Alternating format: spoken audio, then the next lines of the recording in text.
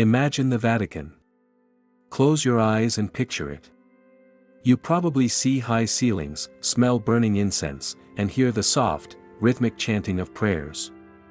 It is the seat of the Catholic Church, the holiest sanctuary in the Western world, a place of piety, restraint, and divine connection. But if we could travel back to the night of October 30, 1501, that image would shatter into a million jagged pieces. On that specific night, inside the Apostolic Palace, the literal home of the Pope, the air didn't smell of frankincense. It smelled of wine, sweat, and burning wax. There were no hymns being sung, only raucous laughter and the heavy breathing of a crowd witnessing something unspeakable. At the center of it all sat the Vicar of Christ himself, Pope Alexander VI, alongside his children. They weren't there to pray. They were there to judge a contest. A contest so dark, so scandalous, and so bizarre that historians have argued over it for 500 years. They call it the Banquet of Chestnuts, but that name is far too innocent for what actually took place while the most powerful family in the world watched from the shadows. To understand the events of that night, you have to understand the hosts. We are talking about the Borgias. If you think modern political families or mob dynasties are cutthroat, they have nothing on the Borgias. Led by Rodrigo Borgia, who bought and bribed his way into becoming Pope Alexander VI, this family treated the Vatican not as a holy office, but as a personal piggy bank and a weapon of war. By 1501, the Borgias were at the height of their terrifying power. They had enemies everywhere, but they also had absolute control. The Pope had two main enforcers, his son, Cesare Borgia, a brilliant but ruthless sociopath who was the inspiration for Machiavelli's The Prince, and his daughter, Lucrezia Borgia. While history often paints Lucrezia as a victim, on this night, she was very much a participant. The family operated with a level of impunity that is hard for us to comprehend today. They didn't just break the rules of the church, they incinerated them. And on this particular Halloween Eve, Cesare decided to throw a party in his private apartments within the Vatican, a party that would cement their reputation as the most scandalous family in history. This was not a formal state dinner with diplomats and cardinals, well, not the pious ones, anyway. The guest list was curated by Cesare Borgia himself. According to the historical records, specifically the diary of the Apostolic Master of Ceremonies, Johann Burchard, Cesare invited 50 women to the Apostolic Palace. But these weren't noblewomen or ladies of the court.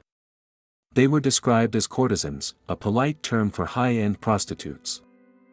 These 50 women were brought into the heart of the Vatican to entertain the Pope, Cesare, and Lucrezia. It's a surreal image, the head of the Catholic Church, seated on a velvet throne or a plush banquet chair, surrounded by 50 women whose profession was mortal sin according to the very book he was supposed to represent. The evening began with dinner, a lavish spread of meats, wines, and delicacies paid for by the tithes of the faithful. But as the wine flowed and the torches burned lower, the atmosphere shifted from a feast to something much darker. The tables were cleared, but the guests didn't leave.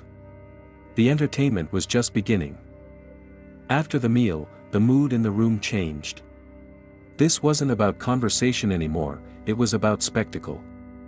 The servants brought in chestnuts, thousands of them. But they didn't serve them on plates. In a bizarre ritual that sounds like a fever dream, the chestnuts were thrown across the polished marble floor of the Pope's apartments. The 50 women were then ordered to undress. Completely. In the flickering light of the candelabras which were taken off the tables and placed on the floor to illuminate the scene from below, the women began to crawl on their hands and knees. Their goal was to scramble among the burning lamps to collect the chestnuts. Imagine the scene, the flickering shadows cast against the high Renaissance frescoes, the chaotic movement of bodies on the floor, and the laughter of the Borgia family echoing off the walls. The Pope, his son, and his daughter watched as these women competed for roasted nuts, transforming the Apostolic Palace into a twisted theater of humiliation and voyeurism.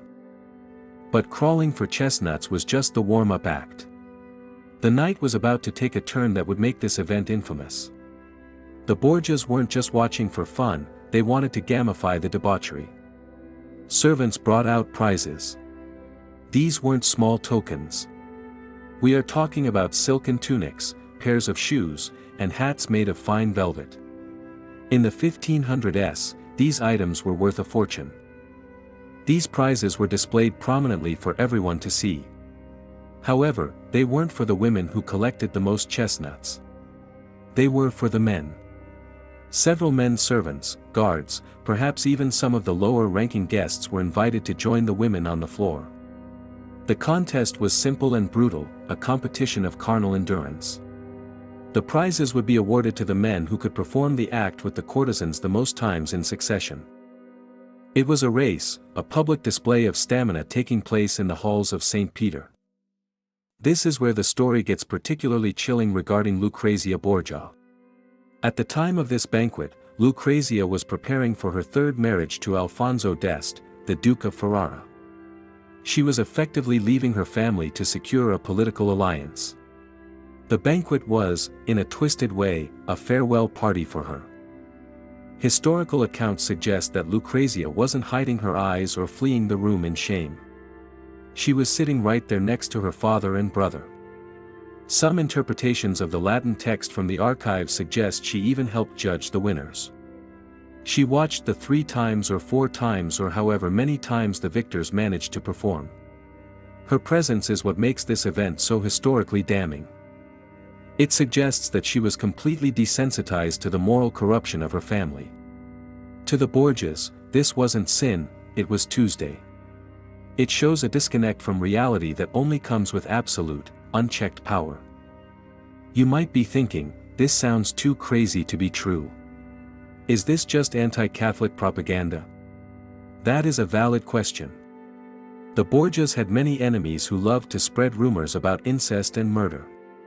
However, the primary source for this story isn't a Protestant reformer or a political rival. It is Johann Burchard. Burchard was the Maceremoniarum, the master of ceremonies for the Pope. He was a German bureaucrat, known for being dry, meticulous, and obsessed with detail. His job was to record the official goings-on of the Vatican to ensure protocol was followed. He wasn't a gossip columnist, he was a human tape recorder. In his diary, Liber Notarum, he recorded the banquet of chestnuts with the same dispassionate tone he used to describe a Sunday Mass.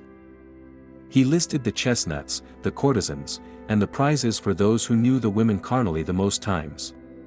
Because the source is so boringly reliable, most historians accept that something drastic happened that night, even if the specific numbers were slightly exaggerated. Perhaps the most shocking part of this story is not the event itself, but the lack of immediate consequence. In any other era, if a head of state, let alone the head of a religion, hosted a mass orgy in their official residence, there would be riots. Governments would collapse. But in 1501 Rome, the Borgias held the city in a grip of fear. Cesare Borgia had a habit of finding people who spoke out against the family floating in the Tiber River the next morning.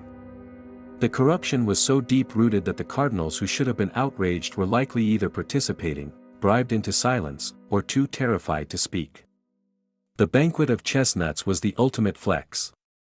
It was Pope Alexander VI saying, "I can do the most unholy thing imaginable in the holiest place on earth, and you will not do a thing about it." It was a display of dominance disguised as a party. The party eventually ended, as all parties do. The sun came up over Rome. The courtesans were paid and sent home. The chestnuts were swept away, and the velvet prizes were distributed to the winners of the stamina contest. Lucrezia packed her bags and left for Ferrara to become a duchess, leaving the immediate influence of her father and brother behind. But the stain of that night never really left the Vatican. It became the defining anecdote of the Borgia papacy. It fueled the Protestant Reformation that would explode a few years later. Martin Luther and others would point to Rome and say, "Look at them. Look at the whore of Babylon." They weren't just using metaphors, stories like the banquet of chestnuts gave them literal ammunition. The Borgias thought they were untouchable, but they were actually planting the seeds that would tear the church apart. The impunity didn't last forever. Less than 2 years after the banquet, Pope Alexander VI was dead. He died in agony, likely from malaria, though rumors of poison have swirled for centuries, a fitting end for a man who allegedly poisoned so many others. Cesare Borgia, without the protection of his father, saw his empire crumble almost instantly. He died in battle a few years later, his body stripped naked and left in a ditch, a stark contrast to the velvet and silk of his Vatican parties. Lucrezia, interestingly, managed to reinvent herself. In Ferrara, she became a patron of the arts and a relatively respected ruler, distancing herself from the horrors of her youth. But history never forgot. The story of the chestnuts, the crawling, and the prizes for the most times followed the family into eternity. It is disturbing to think that the walls which now house the beautiful art of Raphael and Michelangelo once echoed with the sounds of that dark October night.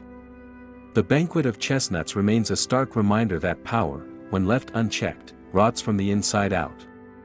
The Borgias proved that you can wear the holiest robes and still harbor the darkest soul. What do you think? Was this purely a case of history's greatest villains living up to their reputation, or do you think the enemies of the Church exaggerated the details to destroy the Pope's legacy?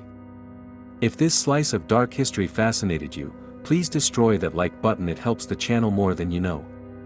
Drop a comment below with which historical figure you want us to expose next, and make sure you're subscribed so you don't miss the next deep dive. Until next time.